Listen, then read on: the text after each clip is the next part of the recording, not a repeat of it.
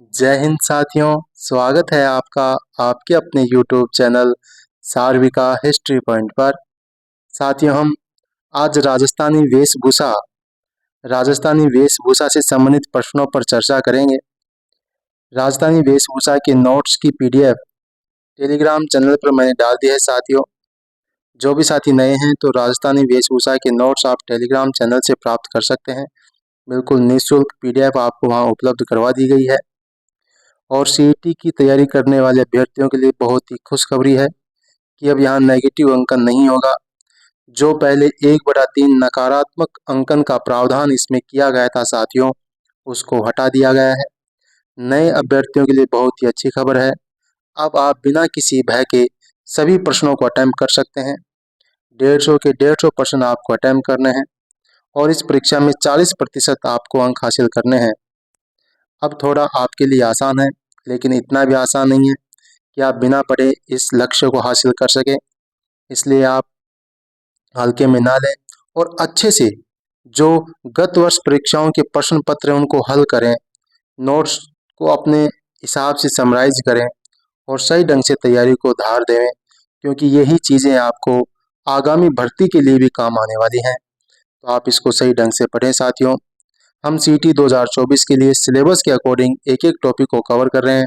आज का हमारा टॉपिक है राजस्थानी वेशभूषा। इसके नोट्स आपको टेलीग्राम पर उपलब्ध करवा दिए गए हैं।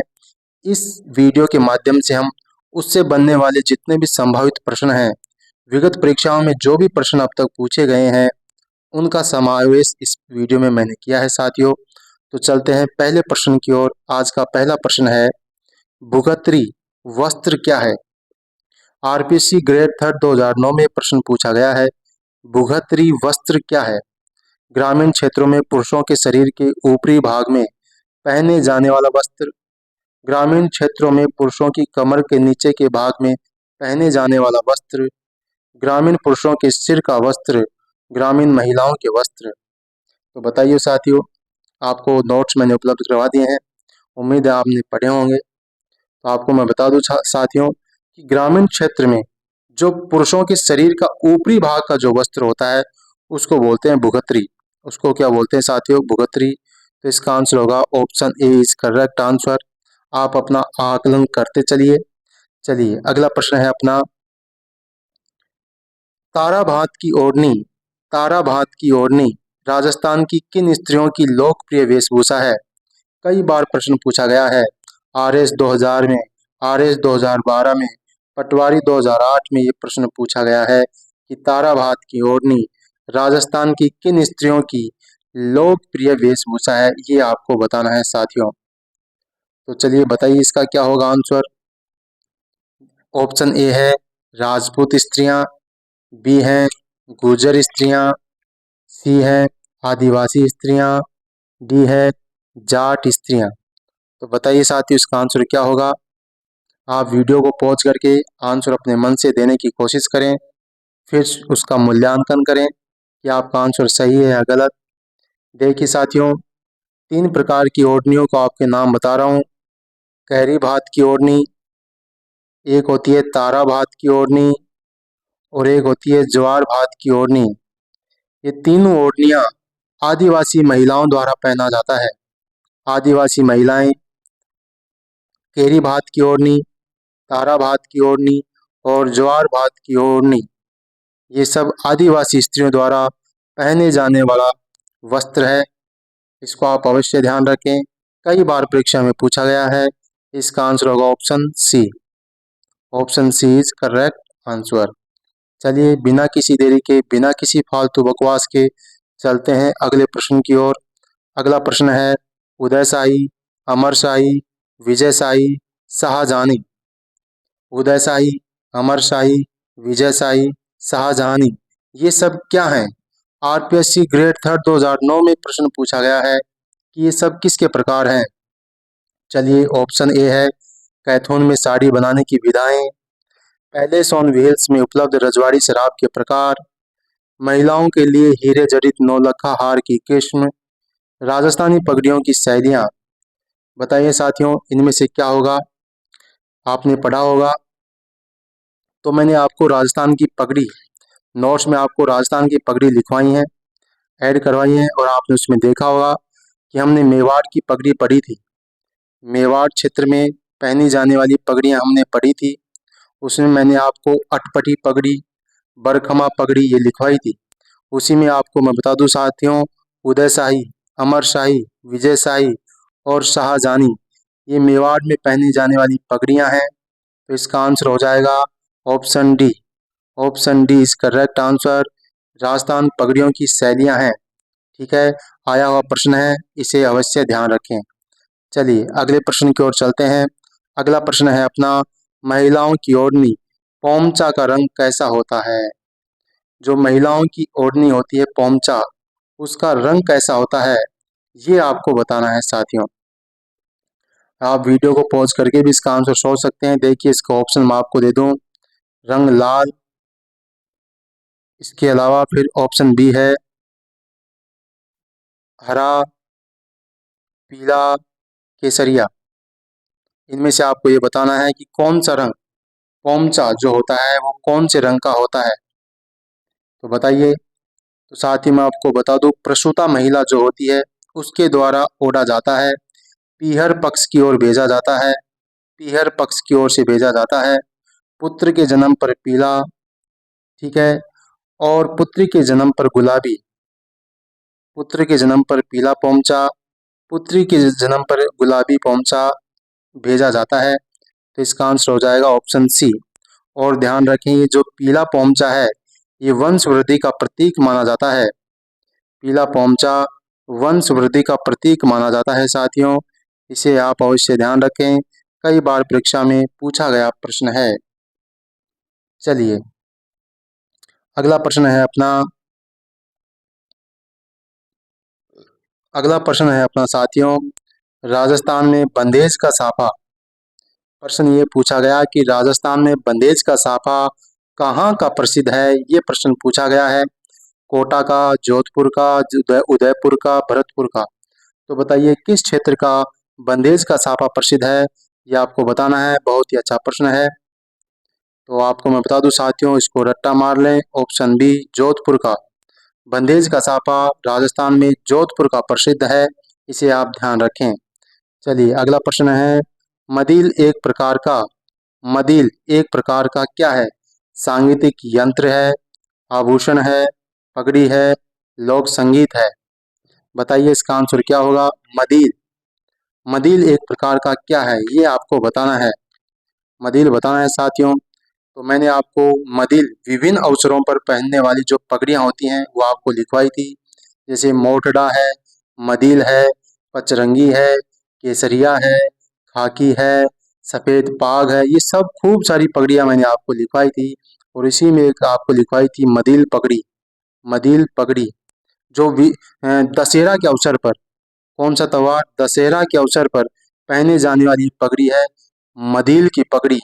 मदील की पगड़ी ये प्रसिद्ध है, इसको आप ध्यान रखें। मदील क्या है, सीधा सीधा प्रश्न आएगा कि मदील क्या है, तो मदील क्या है, पगड़ी। मदील क्या है, पगड़ी। Option C is correct answer. आपसे ये भी पूछा जा सकता है कि राजस्थान में मदील प्रकार की पगड़ी किस अवसर पर पहनी जाती है, तो किस अवसर पर पहनी जाती है, दशहरा अवसर पर, ये भी आपको ध्यान रखना है। चलिए अगला प्रश्न है अपना, मोटड़ा, मोटड़ा वेशभूषा के कौन से प्रकार के अंतर्गत आता है? आपको ये बताना है कि जो मोटड़ा है, मोटड़ा ये वो वेशभूषा का कौन सा प्रकार, या आपसे पूछ ले कि राजस्थान में मोटड़ा है, तो ये भी क्या है बताइए साथियों। ऑप्शन ए क्या है, पगड़ी है। क्या है, पगड़ी। राजस्थान में जो विवाह के अवसर पर जोधपुर में प्रसिद्ध है, ये जोधपुर में प्रसिद्ध है मोटड़ा। जोधपुर की मोटड़ा पगड़ी प्रसिद्ध है। और विवाह के अवसर पर, किस अवसर पर, विवाह के अवसर पर पहनी जाने वाली मोटड़ा पगड़ी प्रसिद्ध है। आपसे पूछा जाएगा कि मोटड़ा क्या है, पगड़ी। पहली बात तो ये। इसके अलावा जोधपुर, जोधपुर की मोटड़ा प्रसिद्ध है और विवाह के अवसर पर पहनी जाती है। ये तीन चीजें आपको याद रखनी है। चलिए अगला प्रश्न है, मेवाड़ के महाराणा के पगड़ी बांधने वाला व्यक्ति क्या कहलाता था, ये आपको बताना है। मेवाड़ के महाराणा के जो व्यक्ति पगड़ी बांधता था उसको क्या कहते थे? पानेरी, छड़ीदार, ऑप्शन 3 है छाबदार और डी है जांगड़। इनमें से आपको बताना है कि जो व्यक्ति मेवाड़ के महाराणा की पगड़ी बांधता था उसको क्या बोलते थे। तो आपको मैं बता दूं साथियों, ऑप्शन सी छाबदार। क्या बोलते थे उसको? छाबदार बोलते थे। ये आपको ध्यान रखना है, छाबदार। आपको पता है कि 26 वार की पगड़ी पहनते थे मेवाड़ के महाराणा। 26 वार, एक वार में होता है 3 फीट। तो 26 वार की पगड़ी मेवाड़ के महाराणा पहनते थे और जो इस पगड़ी को बांधता था उस व्यक्ति को बोलते थे छाबदार। एक विशेष प्रश्न और आपको बता दूं, पगड़ी बांधने के लिए प्रयुक्त जो लकड़ी का उपकरण होता है उसको मतंग कहते हैं। क्या कहते हैं? मतंग कहते हैं। ये आपको ध्यान रखना है, इंपॉर्टेंट है, ये भी पूछा हुआ प्रश्न है। पगड़ी बांधने के लिए प्रयुक्त लकड़ी का उपकरण क्या कहलाता है? तो ये मतंग कहलाता है। पगड़ी बांधने वाला व्यक्ति, मेवाड़ के महाराणा की जो पगड़ी बांधता है वो छाबदार कहलाता है। ध्यान रखें, इंपॉर्टेंट बात है। चलिए अगला प्रश्न है अपना, अटपटी पगड़ी। अटपटी पगड़ी कहाँ की प्रसिद्ध है, ये आपको बताना है। तो बताइए अटपटी पगड़ी कहाँ की प्रसिद्ध है? मारवाड़ की, हाड़ौती की, मेवात की, मेवाड़ की।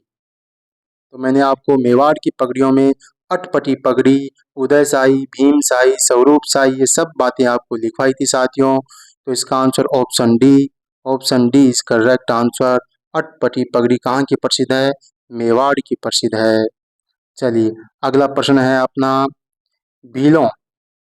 भीलों की भाषा में डेपाड़ा है। भीलों की भाषा में डेपाड़ा है, ये आपको बताना है। तो मैंने आदिवासी पुरुषों की जो वेशभूषा के जो वस्त्र आपसे लिखवाए थे उसमें साफ साफ लिखवाया था कि कि भील पुरुषों की जो तंग धोती होती है, भील पुरुषों की जो तंग धोती होती है उसको देपाड़ा बोलते हैं। तो भील पुरुषों की जो तंग धोती को क्या बोलते हैं? देपाड़ा। तो option B is correct answer. चलिए ऐसा ही अपना एक अगला प्रश्न है। देखिए, प्रश्नों का अभ्यास करने से आपको पता लगता है कि प्रश्न किस प्रकार पूछे जाते हैं। एग्जामिनर प्रश्न किस प्रकार बनाता है, विगत परीक्षाओं में किस प्रकार के प्रश्न पूछे गए हैं, इससे आपकी अप्रोच डेवलपमेंट होती है। आपको पता लगता है कि हाँ, ये चीज़ यहाँ से प्रश्न आ रहे हैं। आपके कंटेंट का पता लगता है कि हमारा कंटेंट कैसा है जो हम पढ़ रहे हैं जो। इसलिए ऑब्जेक्टिव एग्जाम को निकालने के लिए ऑब्जेक्टिव प्रश्नों का अभ्यास बेहद जरूरी है। ये मैं आपको सही बात बता रहा हूँ। चलिए अगला प्रश्न है, खोइतू वस्त्र संबंधित है। खोइतू मीणा जनजाति से, भीलों से, गरासिया से, सहरिया से, कौन सी जनजाति से संबंधित है खोइतू वस्त्र? तो मैं आपको बता दूं साथियों, भील पुरुषों द्वारा कमर पर बांधे जाने वाला जो लंगोट जैसा वस्त्र होता है उसको बोलते हैं खोइतू। Option B is correct answer. Bhil पुरुषों द्वारा कमर पर बांधे जाने वाला लंगोट जैसा वस्त्र खोइतू कहलाता है, भील जनजाति का प्रसिद्ध है। ये आपको याद रखना है, option B is correct answer. चलिए अगला प्रश्न है अपना, राष्ट्रीय स्तर पर राजस्थानी पोशाक को मान्यता मिली है। कौन सी राजस्थानी पोशाक है जिसको नेशनल लेवल पर पहचान मिल चुकी है, मान्यता मिल चुकी है? बहुत ही अच्छा प्रश्न है, आपको ये बताना है। जोधपुरी कोट, अचकन, इसके अलावा 2 ऑप्शन और हैं अपने, इसमें है अंगरखी और मेवाड़ पगड़ी। तो बताइए साथियों, कौन सी राजस्थानी पोशाक है जिसको राष्ट्रीय स्तर पर पहचान मिल चुकी है, मान्यता मिल चुकी है? तो मैं आपको बता दूं साथियों, इसका आंसर होगा ऑप्शन ए। क्या होगा? Option A. जोधपुरी जो कोट है उसको राष्ट्रीय स्तर पर मान्यता मिल चुकी है। Option A is correct answer. इसको ध्यान रखना है आपको, जोधपुरी कोट। चलिए अपना अगला प्रश्न है और आज का लास्ट प्रश्न है ये, कश्मीरी फिरन के समान, कश्मीरी फिरन के समान कौन सा वस्त्र प्रसिद्ध है? कश्मीरी फिरन के समान कौन सा वस्त्र प्रसिद्ध है, ये आपको बताना है। देखिए मैंने आपको लिखवाया भी था, इसके ऑप्शन देख लीजिए पहले आप। इसके ऑप्शन में है पछेवड़ा है, घुग्गी है, आत्मसुख है, पंछा है। आप बताने इनमें से कौन सा आंसर आपका सही है। देखिए आपको मैंने आत्मसुख में लिखवाया था, आत्मसुख में लिखवाया था कि बहुत ज़्यादा जब ठंड पड़ती है, बहुत ज़्यादा सर्दी पड़ती है, तो उसमें पहना जाता है आत्मसुख। ये कश्मीरी फिरन जैसा होता है। कैसा होता है? कश्मीरी फिरन जैसा होता है। आप नोट्स में देखना जाके साफ-साफ लिखा हुआ है आत्मसुख। अत्यधिक सर्दियों में पहने जाने वाला वस्त्र आत्मसुख और कश्मीरी फिरन जैसा होता है। ये आपका मोस्ट इम्पोर्टेंट प्रश्न है, याद रखना इसको। तो ये वेशभूषा से संबंधित प्रश्न थे साथियों। एक पार्ट और बनेगा इस वीडियो का, जिसमें अपन राजस्थानी आभूषण आभूषण, नाक के आभूषण, कान के आभूषण, जो आपका सिर है, गला है, बाजू है, पैर है, इनमें कौन-कौन से आभूषण पहने जाते हैं, इनसे संबंधित प्रश्न प्रश्न भी अक्सर परीक्षा में पूछे जाते हैं। एक वीडियो और बनेगा, उसके नोट्स मैं टेलीग्राम पर डाल दूँगा और उसकी एक वीडियो फिर हम लेके आएँगे। तब तक आप पढ़ते रहिए, अच्छे से सही ढंग से बार-बार नोट्स को पढ़ें और बार-बार प्रश्नों का अभ्यास करें। निश्चित ही आपको सफलता प्राप्त होगी। अब किसी भी हालत में सीईटी को हाथ से नहीं जाने देना है, सही ढंग से आपको तैयारी करनी है। चलिए साथियों, नमस्कार, मिलते हैं फिर एक नई वीडियो के साथ, नए प्रश्नों के साथ। तब तक के लिए जय हिंद, जय भारत।